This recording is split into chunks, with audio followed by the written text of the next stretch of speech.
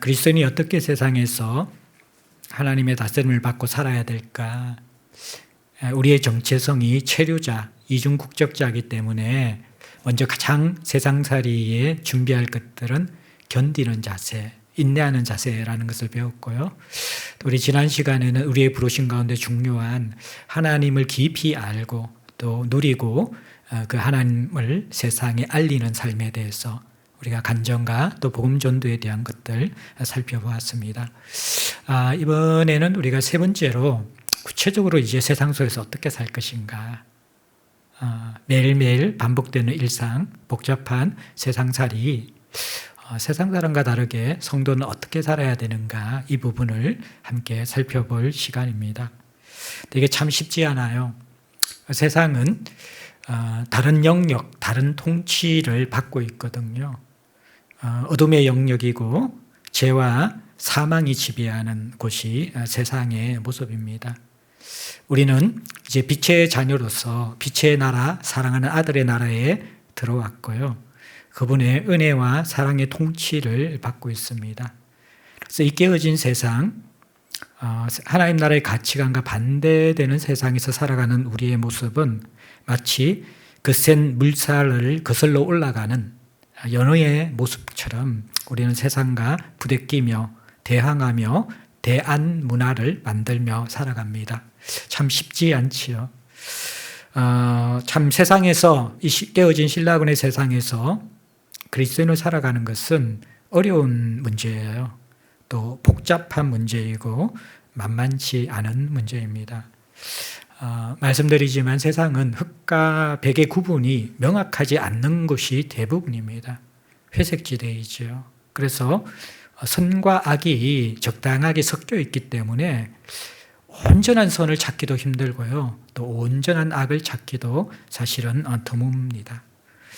이 가운데서 어떻게 살아야 될까? 짧은 시간 안에 또 강단에서는 원론적인 부분밖에 말씀드리지 못합니다.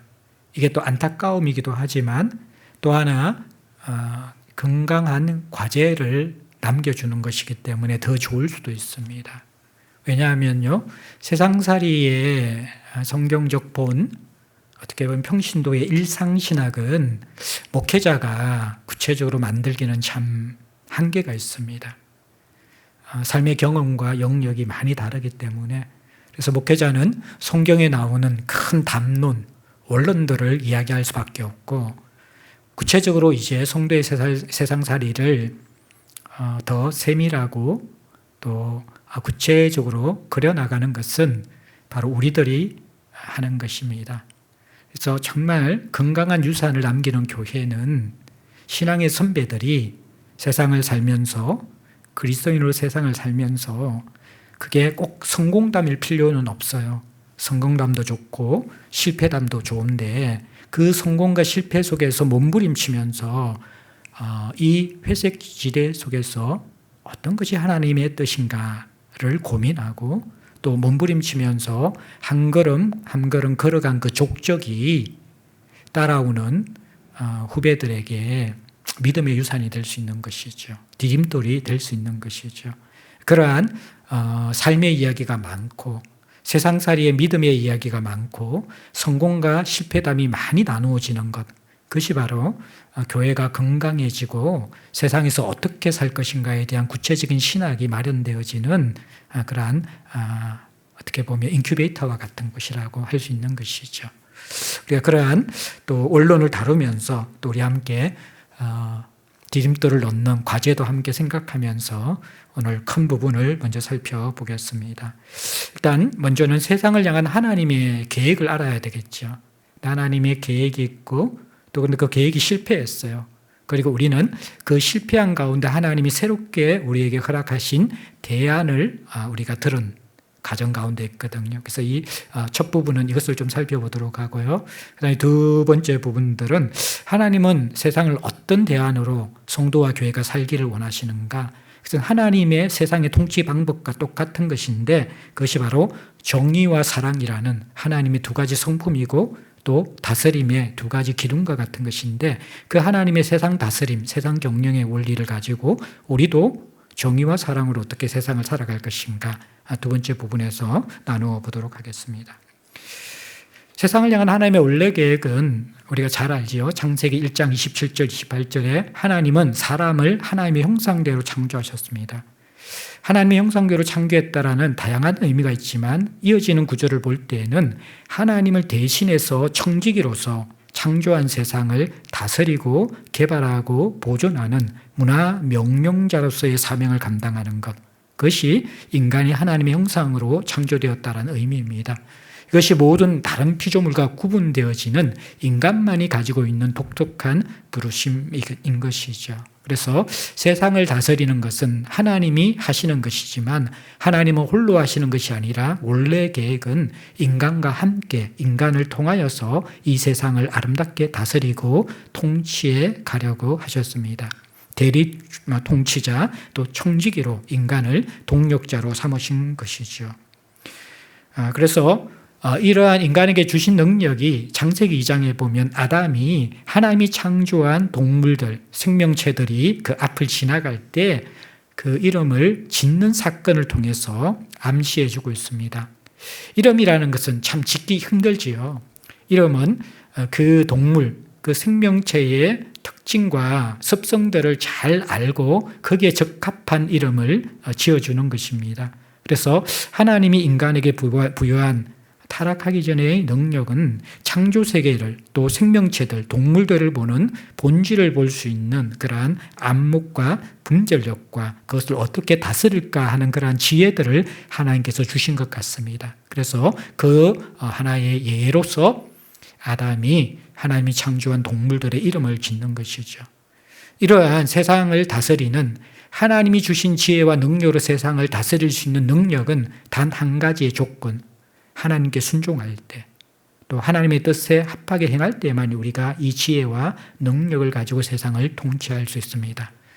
그런데 하나님이 이러한 지혜와 능력을 주시고 권한도 주시면서 세상의 대리 통치자로 우리를 부르셨는데 이 하나님의 원래 계획이 실패하게 됩니다. 그것이 우리가 잘 아는 창세기 3장에 나오는 선악과 사건이죠. 선악과 3장 17절 18절에 보면 하나님이 먹지 말라고 한 동산 중앙에 있는 선악과를 인간이 따먹게 됩니다. 그 결과로서 땅은 저주를 받고 또 가시덤불과 웅큼키를 내게 되었다. 하나님의 창조 세계가 깨어지고 파괴되었다. 그렇게 우리에게 묘사해 주고 있습니다. 선악과는 아담이 사람이 하나님처럼 되고 싶어서 범죄한 것이 바로 선악과 사건입니다. 선악과는 따먹으라고 주신 것이 아니라 일종의 상징입니다. 그래서 여러 과실들이 있고 선악과가 많이 있은 것이 아니라 동산 중앙에 딱 한 그루 선악과가 있었기 때문에 사람이 실수로 선악과를 따먹을 수는 없습니다. 선악과를 따먹는다라는 것은 이제 이 선악과의 의미, 상징의 의미가 뭐냐 그러면 너가 세상을 다스리고 너가 세상을 대리 통치자로서 그렇게 책임을 지고 운영하고 있지만 그러나 이 동산은, 이 세상은 너의 것이 아니라 하나님의 것이다 라는 것을 인식하라는 것입니다. 원래의 주인이 하나님이시고 나는 그 하나님 앞에 순종하여서 하나님과 함께 그 사랑과 보호하심 아래에서 하나님의 뜻을 이루면서 세상을 다스리고 경영하는 것, 그 하나님과의 관계의 의존성을 상징하는 것이 선악과입니다. 그런데 인간이 그 선악과를 따먹으로 말미암아 의존하는 존재가 아니라 자기 스스로가 하나님이 되고자 한 것이죠. 하나님이 선악과를 주신 것은 따먹으라고 주신 것이 아닙니다. 하나님과의 관계를 분명히 알고 하나님을 바로 숨기고 세상을 바로 다스리라고 주신 것이죠. 그런데 그 선악과를 따먹는 순간 하나님과의 의존적인 관계가 깨어질 뿐만 아니라 세상과의 관계도 깨어져서 인간의 선악과 사건으로 말미암아 땅은 황폐케 되어지고 가시덤불과 은근키를 내게 되어지고 저주를 받으면서 결국에는 세상 속에 다스림의 역할들이 실패하게 됩니다. 그러면서 세상은 죄로 또 고통으로 오염되어지고 파괴되어져 가는 그러한 모습을 가지게 된 것이죠. 여기에 대한 하나님의 회복 방안은 골로새서 1장 19절 20절에 나오는 것처럼 십자가를 통하여서 화평을 이루시는 것입니다. 깨어진 하나님과의 관계를 십자가를 통하여서 화평을 이루시고 먼저 예수를 통하여 하나님과 화평케 된 성도와 교회가 깨어진 세상을 다시 한번 회복시키고 화해시키고 통일시키는 것, 그 부르심이 바로 우리의 부르심입니다. 그래서 원래 계획은 인간의 대리 통치자로 세상을 아름답게 동력하며 다스리는 것인데 선악과 사건으로 실패하게 되었습니다. 하지만 하나님은 그것으로 세상 경영과 다스림을 포기하지 아니하시고 십자가를 통해서 인간을 먼저 구원하시고 구원받은 성도와 교회를 통하여서 그것으로 구원이 그치는 것이 아니라 다시 한번 하나님이 창조한 모든 세상에 대한 다스림이 바른 방향을 가지고 회복하도록 부르셨다라는 것이죠. 새롭게 하도록 부르셨다라는 것이죠. 이것이 저와 여러분들의 부르심이라는 것입니다. 자, 그러면 이제 우리는 어떻게 깨어진 세상을 회복해 나가야 될까요? 세상 속에서 총직의 역할을 어떤 원리로 감당해 나가야 할까요? 그것이 크게 두 번째로 하나님의 세상 다스림의 원리인데 시편 89편 14절에 나오는 내용입니다. 시편 89편 14절에 보면 의와 공의가 주의 보좌의 기초라 인자함과 진실함이 주 앞에 있도다. 그러니까 주 기둥이 하나님의 다스리는 보좌의 그 보좌라는 것은 하나님께서 자정하셔서 세상을 다스리는 상징이거든요. 그 보좌의 두 기둥은 하나님께서 세상을 다스리는 두 원리라는 것입니다. 그것이 바로 의와 공의, 그리고 보조 기둥이 인자함과 진실함이다. 그렇게 이야기하면서 기본적인 하나님의 다스림은 공의이고 또 사랑이다. 그렇게 우리가 설명할 수 있는 것입니다. 자, 그런데 우리가 이 다스림이라는 단어를 듣게 될 때에 사람들은 대부분 부정적인 선입견을 가집니다. 왜냐하면 우리가 경험한 권위, 우리 사회에서 경험하는 권위는 대부분 건강한 권위가 별로 없거든요. 그래서 다스린다라는 것은 뭔가 갑질하는 것, 탑다운식의 인격을 무엇인가 무시하는 부정적인 그런 인식으로 우리에게 다가올 때가 많이 있습니다. 그래서 우리가 성경의 하나님의 다스림, 이 느낌을 가질 때에도 깨어진 세상에 왜곡된 인간의 다스림의 모습이 연상되고 그것이 오버랩되어져 가지고 하나님의 다스림도 부정적인 인식을 가질 때가 많거든요. 그런데 하나님의 다스림의 원리를 제대로 알 때에 그 다스림은 깨어진 세상의 다스림과 다르고 또 죄 가운데 살아가는 자기중심적인 인간의 다스림과 매우 다르다는 것을 알게 됩니다. 왜냐하면 그 다스림의 원리는 세상의 죄성과 반대되고요. 자기중심적인 인간의 본성과 반대되어지는 정의와 사랑의 다스림이기 때문에 그렇습니다. 그런데 인간은 이 공의와 사랑이 조화롭게 균형을 이루고 통합된 존재를 찾기가 힘들어요. 그런 사람은 거의 없습니다. 어느 한쪽이 치우치기 마련이라는 거예요. 공의를 강조하는 사람은 굉장히 바른데 어떻습니까? 조금 차갑습니다. 사람들을 차갑게 대합니다. 그래서 주변 사람들이 공의를 주장하는 사람, 너무 옳고 그름을 따지는 사람 옆에 있으면 참 차갑고 불편한 경우가 많습니다. 그래서 이것은 공의는 있는데 이 공의를 참 어떻게 보면 사람의 마음을 보호하고 만져주는 사랑과 연결되지 않고 차갑고 딱딱한 공의만 남아서 그런 것이죠. 또 사랑이 많은 사람이 있는데 이 사랑만 많은 사람도 어려움을 줄 수 있다라고 했죠. 사람이 너무 좋아서 넉넉하게 주변 사람을 품어줄 수는 있는데 정작 어떤 아주 중요한 일을 처리할 때는 허물허물하게 처리함으로 말미해서 오히려 주변 사람들이 그것 때문에 어려움을 당하고 문제가 더 복잡하게 되는 경우가 있다라는 것이죠. 사람 중에 참 이 공의와 또 사랑이 조화롭게 균형을 갖추기가 힘듭니다. 공의에 치우치면 사랑이 부족하고 사랑에 치우치면 또 이게 공의가 부족한 게 되는 것이죠. 그런데 하나님은 이 공의와 사랑이 완벽하게 조화와 균형을 이루신 분입니다. 그 대표적인 것이 바로 십자가라고 우리가 알고 있죠. 십자가는 정의가 실현되는 자리입니다. 십자가는 죄가 얼마나 무섭고 엄격하게 다루어져야 하는지 정의의 칼날이 깊숙이 들어대어지는 그 자리가 십자가의 자리입니다. 하나님께서 죄를 다루시는 결코 타협함 없이 완벽하게 죄를 다루시는 공의의 자리가 바로 십자가의 자리라는 것입니다. 뿐만 아니라 십자가는 사랑이 임하는 자리입니다. 죄를 공의롭게 다루기 위해서 죄 없는 하나님의 아들의 목숨이 바쳐져야 될 심판의 자리인가 동시에 또한 원래 그 죄의 대가로 죽어야 될 사람들은 우리들이었습니다. 근데 그 자리에 하나님의 아들, 아니 하나님 자신이 그 죄를 온몸으로 받아내므로 말미암아 희생의 모습, 대신 죽으심으로 온전한 사랑이 무엇인지를 선명하게 드러내어지는 그 자리가 바로 십자가의 자리인 것이죠. 그래서 그 십자가처럼 공의와 사랑이 입맞추는 곳이 없습니다. 그래서 이 십자가만이 완벽한 하나님의 성품이 만나는 곳, 성경의 하나님의 통치와 다스림이 정확하게 일치되어서 드러나는 곳, 그것이 바로 십자가의 모습입니다. 따라서 하나님은 이 십자가의 다스림의 원리를 통하여서 깨어진 세상에 우리가 살아가기를 원하는 것이죠.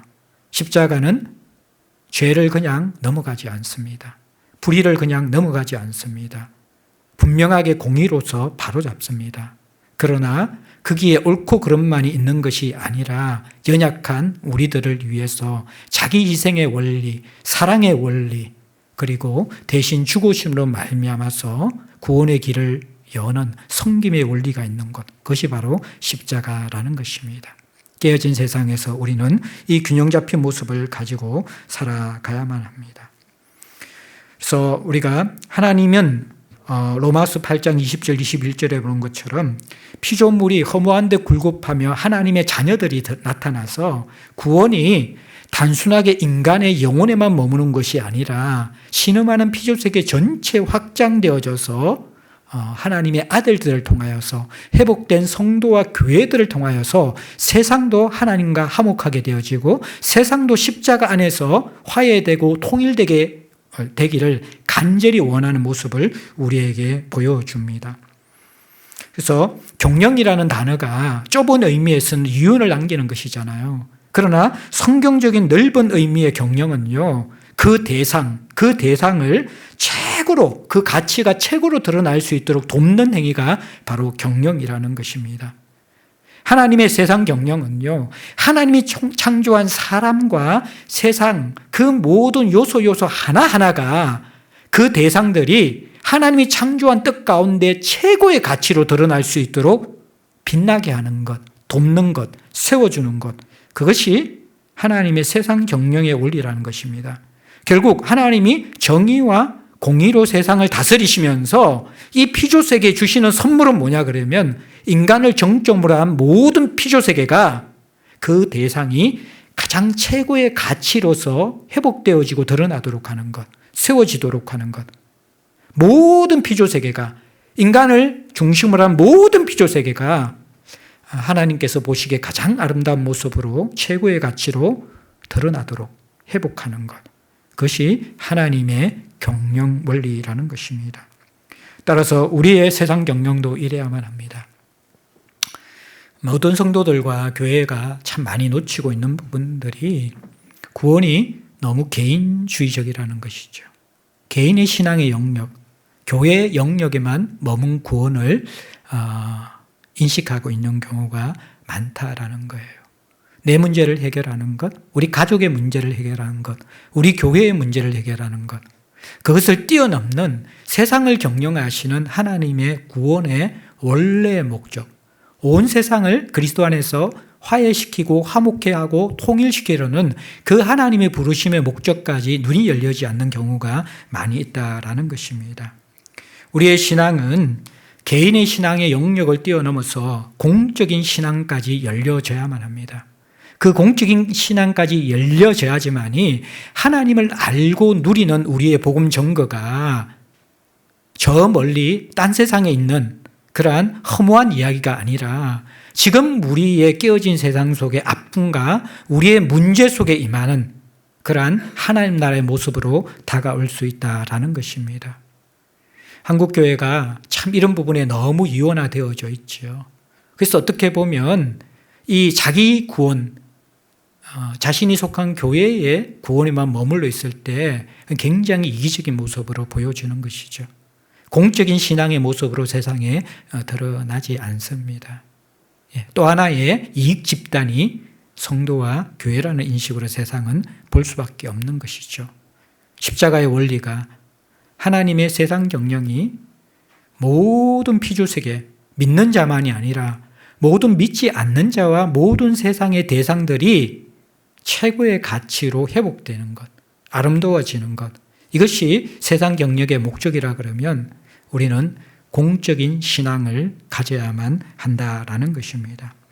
이 원리가 이제는 개인의 신앙을 뛰어넘어서 가정과 교회뿐만 아니라 세상 곳곳에 삶터와 일터에서 드러나도록 하는 것, 정의와 사랑으로 십자가 정신으로 세상을 살아가는 그 삶을 우리의 부르심으로 받아들이고 한 걸음 한 걸음 매일매일 살아가는 다짐을 하는 것, 이것이 하나님의 세상 경영을 깨달은 성도의 삶의 모습일 수 있다라는 것입니다.